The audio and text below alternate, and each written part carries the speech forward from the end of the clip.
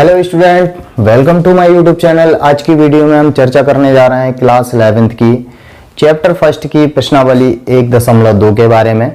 और हम सबसे पहले इसको हल करने से पहले इसके हम बेसिक इंट्रोडक्शन पार्ट के बारे में पढ़ेंगे, फिर जाके हम इसकी प्रश्नावली को हल करेंगे। चलिए वीडियो को अब हम शुरू करते हैं। कुछ इंट्रोडक्शन पार्ट हैं, उस इंट्रोडक्शन पार्ट को हम देखते हैं।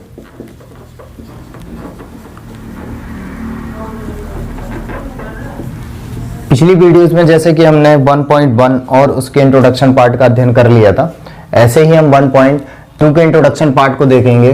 तो इसको हल करने के लिए सबसे पहली चीज हम जानेंगे रिक्त समुच्चय क्या कहलाता है, एम्प्टी सेट। परिमित समुच्चय क्या कहलाता है,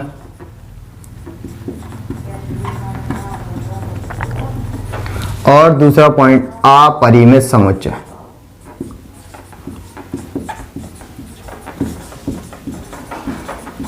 और तीसरा पॉइंट देखेंगे हम समान समुच्चय।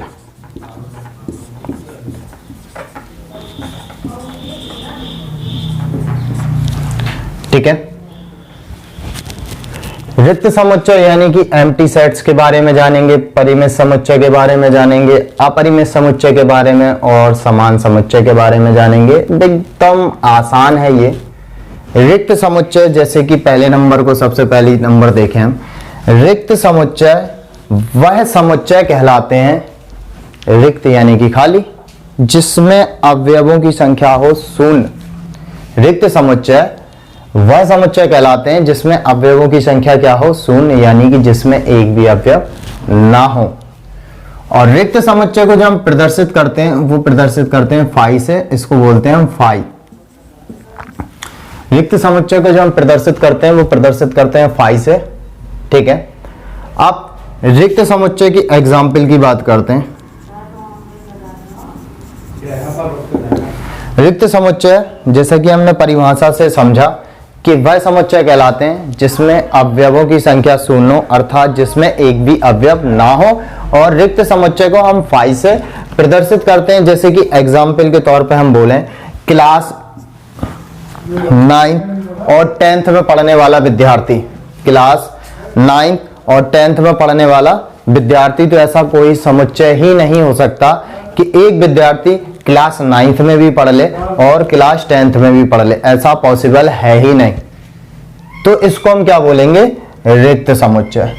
या हम ऐसा बोलें, 5 से बड़ी कोई संख्या, 5 से बड़ी, ठीक है, 5 से बड़ी कह दी जाए और इसको 4 से छोटी कह दी जाए। अब कोई संख्या x है जो 5 से बड़ी, कोई संख्या है जो 5 से बड़ी है, और यहां पर लिख दिया हमने कोई संख्या है छोटी है 4 से। तो भाई ये बताइए, कोई भी संख्या जो 5 से बड़ी हो, तो 5 से बड़ी क्या होनी चाहिए, 6, 7, 8 कोई भी हो सकती है, और 4 से छोटी हो, 4 से छोटी यानी 3, 2 और 1। ऐसी कोई संख्या हो ही नहीं सकती कि जो 5 से बड़ी हो और 4 से छोटी हो, ऐसी कोई संख्या हो ही नहीं सकती। तो ये भी क्या होगा, रिक्त समुच्चय। तो सिंपल सी भाषा में आपको समझ में आया कि रिक्त समुच्चय क्या कहलाता है, ऐसा समुच्चय जिसमें अवयवों की संख्या क्या हो, रिक्त यानी कि शून्य, और इसको जो प्रदर्शित करने का चिन्ह होता है वो हम इसे फाई से प्रदर्शित करते हैं। क्लियर बात। अब बात करते हैं परिमित समुच्चय। जैसा कि नाम से ही क्लियर है कि परिमित समुच्चय एक ऐसा समुच्चय कहलाता है जिसमें अवयवों की संख्या सीमित हो। परिमित समुच्चय ऐसा समुच्चय कहलाता है जिसमें अवयवों की संख्या सीमित हो, परिमित समुच्चय कहलाता है। जैसे कि एग्जाम्पल तौर पे बात करें, हमने लिख दिया कोई समुच्चय 1, 2, 3, 5 इस प्रकार से, ठीक है, या ऐसा लिख दिया जाए b बराबर 5, 10, 15, 20। मतलब एक ऐसा समुच्चय जिसमें अवयवों की संख्या सीमित हो, जिनकी काउंटिंग की जा सके, वो समुच्चय हमारे क्या कहलाते हैं, परिमित समुच्चय। अब बात करते हैं हम अपरिमित समुच्चय की। अपरिमित समुच्चय क्या कहलाते हैं, अपरिमित समुच्चय ऐसे समुच्चय कहलाते हैं जिनमें अवयवों की संख्या सीमित ना हो अर्थात अनंत हो। अपरिमित समुच्चय ऐसे समुच्चय कहलाते हैं जिनमें अवयवों की संख्या क्या होती है, अनंत होती है। अपरिमित समुच्चय कहलाते हैं, यानी कि अवयवों की संख्या सीमित नहीं होती और अवयवों की संख्या को हम काउंट नहीं कर सकते, अर्थात जिनमें अवयवों की संख्या अनंत होती है अपरिमित समुच्चय कहलाते हैं। एग्जाम्पल बात करें अपरिमित समुच्चय की, जैसे कि a बराबर लिख दें 1 2 3 डॉट डॉट का मतलब क्या है, अनंत तक जा रही। b बराबर जैसे लिख दें 2 4 6 8 डॉट डॉट का मतलब है अनंत तक। इस प्रकार के जो समुच्चय होंगे जिनमें अवयवों की संख्या क्या होती है, अनंत होती है, अपरिमित समुच्चय कहलाते हैं। अब बात करते हैं हम समान समुच्चय की।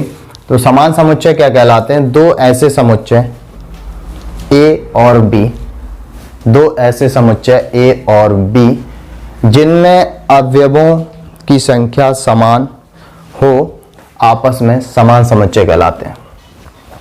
जैसे कि इसका एग्जाम्पल ले लें हम, एग्जाम्पल ले लें a बराबर दिया है 2 4 6 8 इस प्रकार से, और b बराबर दिया है 8 4 6 और 2।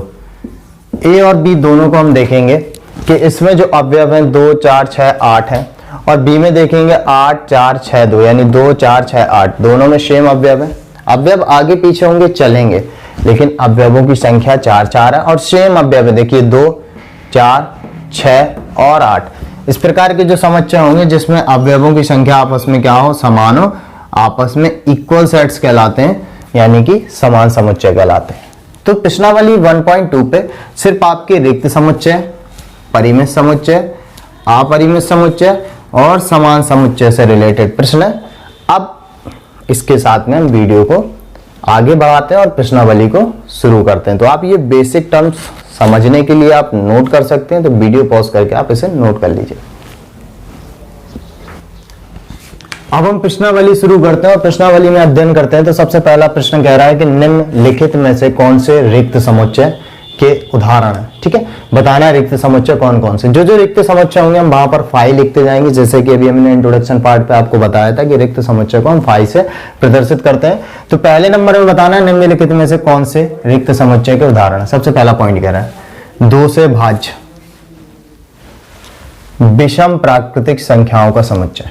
देखिए भाई, पहली बात तो देखिए 2 से भाज्य यानी 2 से कटने वाली विषम प्राकृतिक संख्याओं का समुच्चय। तो देखिए कोई भी विषम संख्या 2 से कभी नहीं कटती, कोई भी विषम संख्या 2 से कभी नहीं कटती, और इस पे बोल रहा है 2 से भाज्य विषम प्राकृतिक संख्या। तो ऐसी कोई संख्या ही नहीं होती जो 2 से भाज्य हो जाए, वो भी विषम हो। तो ये क्या होगा, आपका रिक्त समुच्चय होगा। तो ये आपका क्या होगा, रिक्त समुच्चय होगा, कोई होगा ही नहीं, यानी कि शून्य अवयव, न्यूट्रल अवयव। जब कोई अवयव नहीं होगा तो क्या बोलेंगे, रिक्त समुच्चय है। सम अभाज्य संख्याओं का समुच्चय। अब बोला सम भी हो साथ ही साथ अभाज्य हो।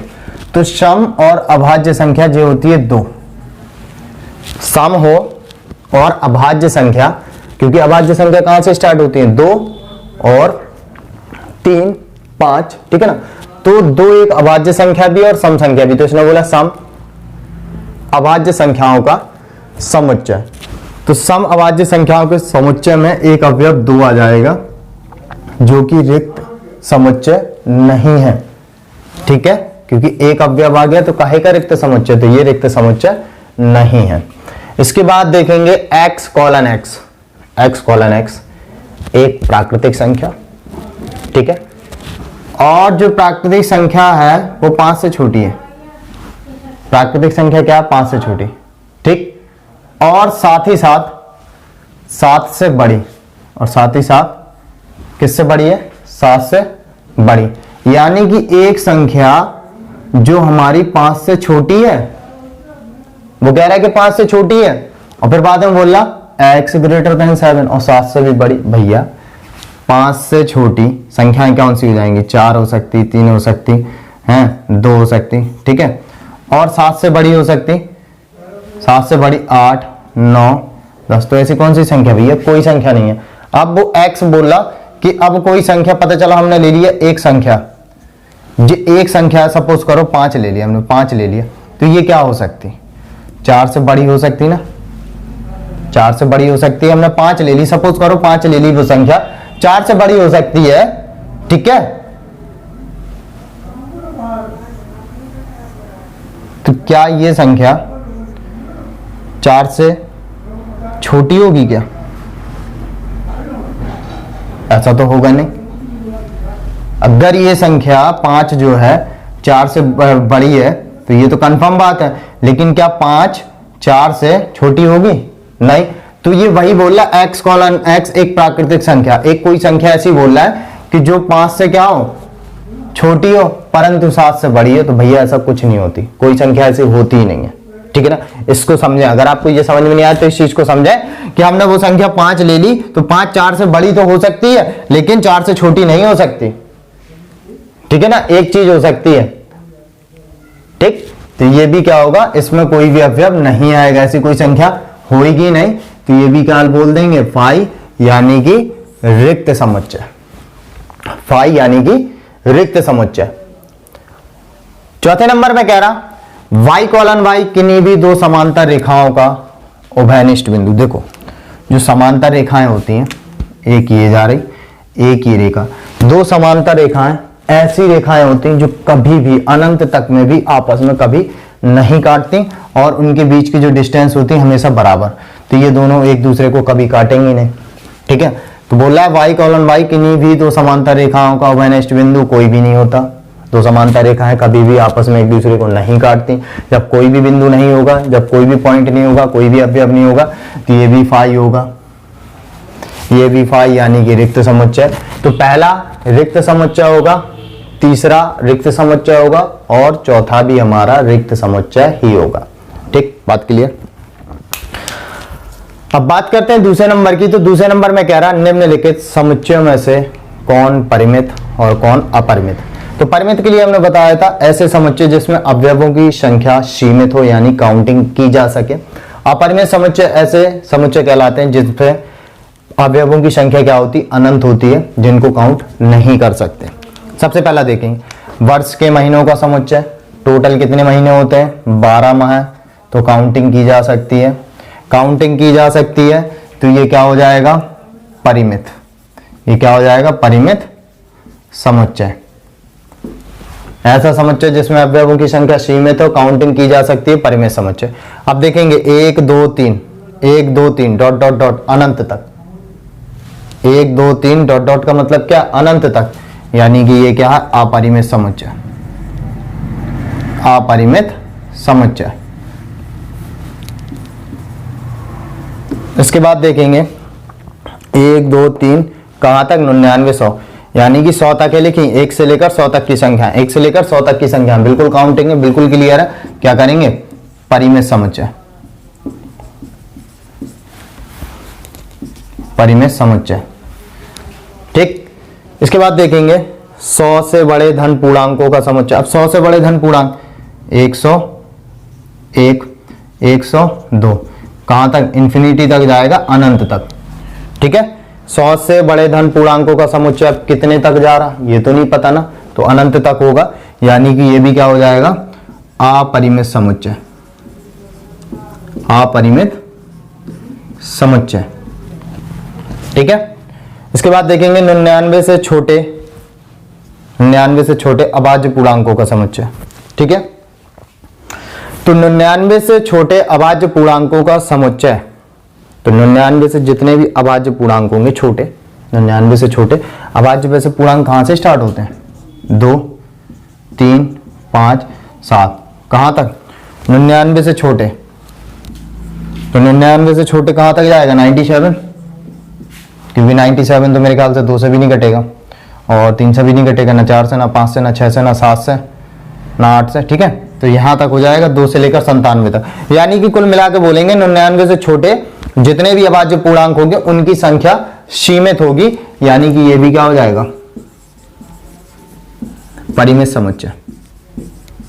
संख्या काउंटिंग कर सकते हैं ना, तो परिमित समुच्चय।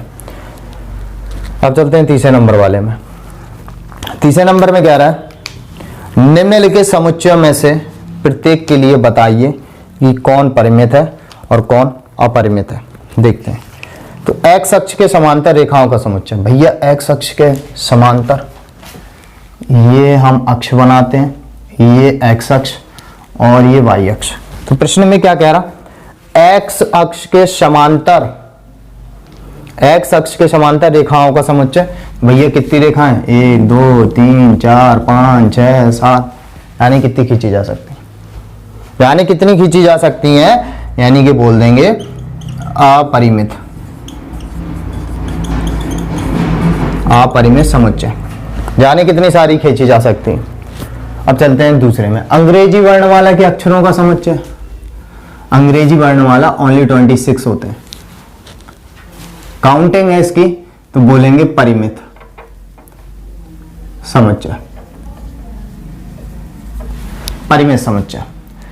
अब तीसरे में कह रहा उन संख्याओं का समुच्चय जो 5 के गुणज है। अब 5 के गुणज 5 10 15 इंफिनिटी तक जाएगा।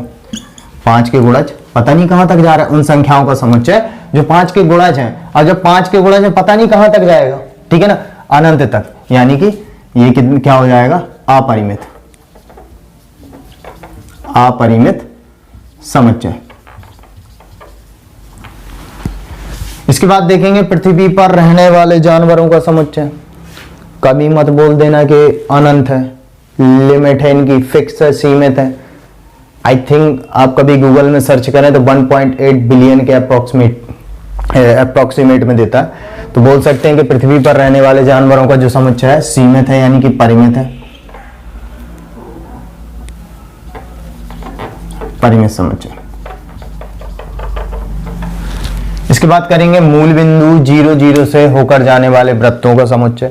अब ये रहा, हमने ये देखा, ये रहा मूल बिंदु, ये हमारा x अक्ष, y अक्ष और ये x अक्ष, ये रहा मूल बिंदु से एक वृत्त खींच गया, 2 खींच दिया, 3 खींच दिया, 4 खींच दिया, 4 खींचते चले जाएंगे, खींचते चले जाएंगे, खींचते चले जाएंगे।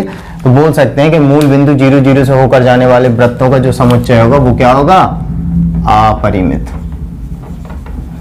क्या होगा, अपरिमित समुच्चय, क्योंकि अनंत खींचे जा सकते हैं ना, तो ये क्या हो गया, अपरिमित समुच्चय। ठीक है, क्लियर, आपको बात समझ में आ गई, यहां तक एकदम आसान है, बस अच्छे से समझिए और आप इसे पॉज करके नोट कर लीजिए। अब चौथे नंबर के से प्रश्नों को हम देखते हैं। तो चौथे नंबर में क्या कह रहा है कि निम्नलिखित में बतलाइए कि a बराबर b है अथवा नहीं। तो a बराबर b का मतलब है कि समान समुच्चय, हमें चेक करना है कि a और b समान समुच्चय है कि नहीं। समान समुच्चय के लिए हमने आपको बताया कि ऐसे समुच्चय जिसमें अवयवों की संख्या समान हो और सेम अवयवों आपस में क्या कहलाते हैं, समान समुच्चय। देखते हैं हम इसको।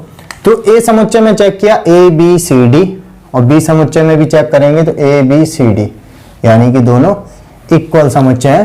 तो बोल सकते हैं a इक्वल b। समुच्चय में जो अवयव होने चाहिए वो एक समान होने चाहिए, लेकिन जो अवयव आगे पीछे हैं वो चल जाता है, उससे कोई फर्क नहीं पड़ता। ठीक है, तो a b c d और a b c d same अवयव, ठीक है, 4 और 4 और सेम अवयव है ABCD, तो आपस में क्या हो जाएंगे, इक्वल सेट्स हो जाएंगे। इसके बाद देखेंगे 4 8 12 16, तो 4 8 16 है 18, यहाँ 18 है, यहाँ पर 12 है, तो सेम नहीं है, डज नॉट इक्वल। तो बोलेंगे A does not equal B, आपस में बराबर नहीं है। इसके बाद देखेंगे 2 4 6 8 10, यहाँ पर बोल रहा है x कोलन x समधन पूर्णांक, ठीक है, जो 10 के बराबर या 10 से छोटा है। तो इसको अगर रोस्टर रूप में लिखेंगे समधन पूर्णांक, और x का मान 10 से छोटा यानी 2 4 6 8 और 10 के बराबर भी है 10। तो इसके भी अगर रोस्टर रूप में अवयव निकालेंगे तो 2 4 6 8 10, तो 2 4 6 8 10 दोनों बराबर हो जाएंगे। तो इसको भी लिख सकते हैं हम a इक्वल b हो जाएगा, ये भी। इसके बाद हम चेक करेंगे x कोलन x एक संख्या, x कोलन x संख्या 10 का गुणज, संख्या 10 का गुणज यानी 10 20 30 कहां तक जाएगा, इनफाइनाइट तक। रोस्टर रूप में लिखेंगे अगर इसको, x कोलन x संख्या 10 का गुणज यानी 10 20 30 अनंत तक। इसके बाद दिया हुआ है यहाँ पर 10 15 20, देखो यहाँ पर 10 ही 10 के गुणा जा रहे हैं, 10 20 30, यहां पर 10 आया फिर 15 आ गया, यानी कि अवयव सेम नहीं है। सेम अवयव समान संख्या में होने चाहिए। ये भी तो अनंत तक जा रहा है, लेकिन ये भी अनंत तक जा रहा है, लेकिन ये 10 के गुणा है, इसमें 5 के भी गुणा जा रहा है। ठीक है, तो ये आपस में डज नॉट इक्वल वाले हो जाएंगे, यानी कि बोल सकते हैं ए डज नॉट इक्वल बी। तो ये दोनों समान समुच्चय नहीं है। 5वें नंबर में आप देखेंगे तो कह रहा है निम्नलिखित समुच्चय युग्म समान है, कारण सहित बताइए। पहले लिखा हुआ है 2,3 और इसके बाद ये लिखा हुआ है, तो इसका सॉल्यूशन हम देखते हैं। इसका सॉल्यूशन देखते हैं। इसमें सबसे पहले हम क्या करते हैं, x² + 5x + 6 के हम फैक्टर्स करते हैं, यानी गुणनखंड करते हैं। 6 के ऐसे गुणनखंड करने हैं कि प्लस का चिन्ह जोड़ के 5 आ जाए, 3x + का 2x, x कॉमन लेंगे तो x + का 3, 2 कॉमन लेंगे तो x + का 3 = 0 और x + 3 कॉमन आ जाएगा तो x + 2 बचेगा, तो x बराबर निकलेगा -2 और x बराबर निकलेगा -3, x बराबर -2, x बराबर -3। यानी कि इसमें 2 और 3 धनात्मक कह रहा है और इसमें जो कह रहा है -2 और -3 निकल रहा है। तो ये आपस में क्या हो जाएंगे, समुच्चय युग्म समान है, कारण सहित बताना। तो ये समान नहीं है। ठीक है, तो इसको हम लिख सकते हैं, इसका जो आंसर लिख सकते हैं ए डज नॉट इक्वल बी, क्योंकि इसमें 2 और 3 अवयव है, इसमें 2 और 3 माइनस के, इसलिए आपस में बराबर नहीं है। इसके बाद इन दोनों को देखेंगे। इसको रोस्टर रूप में अगर लिखें तो देखो F O L और W, बस इतना ही आएगा, क्योंकि रोस्टर रूप में प्रत्येक अवयव को एक ही बार लिखते हैं। तो F हो गया, ठीक है, O एक बार आएगा, L एक बार आएगा, फिर W एक बार आएगा, F O L W। ठीक है, इसको भी हम रोस्टर रूप में लिखेंगे तो ये W O L और F। अगर ध्यान से देखें W O L और F दोनों में क्या है, समान अवयव है, तो बोल सकते हैं ये दोनों आपस में क्या है, A = B, क्योंकि इन दोनों में देख सकते हैं ये दोनों क्या होंगे, आपस में समान होंगे, क्योंकि इनमें अवयवों की संख्या समान है। ठीक है, तो पहले वाला आपस में डज नॉट इक्वल और ये वाला आपस में क्या होगा, A = B हो जाएगा। ठीक है, 6ठे नंबर में कह रहे हैं नीचे दिए हुए समुच्चयों में से समान समुच्चय का चयन कीजिए। ठीक है, समान समुच्चय का देखते हैं यहां पर सॉल्यूशन 6 नंबर। ठीक है, 6 नंबर का सॉल्यूशन करते हैं, देखते हैं। सबसे पहली चीज देखते हैं, ए में जो अवयव है 2 4 8 12 और किसी में 2 4 8 12 और किसी में नहीं है। यहां पर 2 आ गया। ठीक है, ये आपस में इक्वल नहीं होंगे, तो ये तो किसी के इक्वल नहीं हो रहा। बी में देखेंगे 1 2 3 4 और ये भी देखिए 1 2 3 4। ठीक है, तो बी और डी इक्वल हो जाएंगे। तो पहला पॉइंट लिखेंगे बी = डी। देखिए 1 2 3 4 और 1 2 3 4 आगे पीछे हो चलेगा, कोई फर्क नहीं पड़ता। तो बी = डी, पहली चीज। और दूसरे में देखते हैं सी में 4 8 12 14 और तो कहीं दिख नहीं रहे, और डी ये दोनों बराबर हो गए, -1 और 1, और इसमें भी -1 और 1, ये देख सकते हैं आप, E = G, E = G। ठीक है, 0 और A और किसी में है ही नहीं है, ये दोनों आपस में 0 और 1। तो कुल मिला के B = D दिख रहा हमें, सिर्फ B और D बराबर दिख रहा हमें। ठीक है, यहां पर क्योंकि सेम अवयव है, और E और G बराबर दिख रहा है क्योंकि सेम अवयव, बाकी कोई आपस में बराबर नहीं है। ठीक है, इसी के साथ में आपकी वीडियो होती है फिनिश, और वीडियो को आप पॉज करके नोट कर लीजिए।